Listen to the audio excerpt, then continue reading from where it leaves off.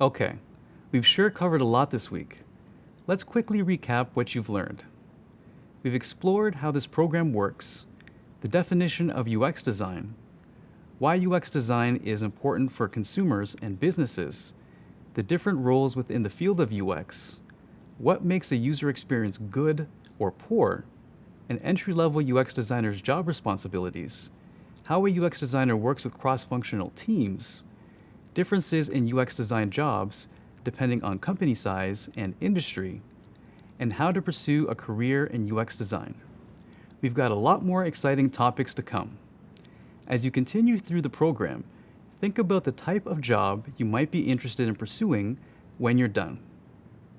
Every new thing you learn here takes you closer to your first role in UX design and closer to landing your dream job. Up next, we'll explore common concepts, tools, and frameworks that UX designers need to know to excel in their careers. Keep up the great work.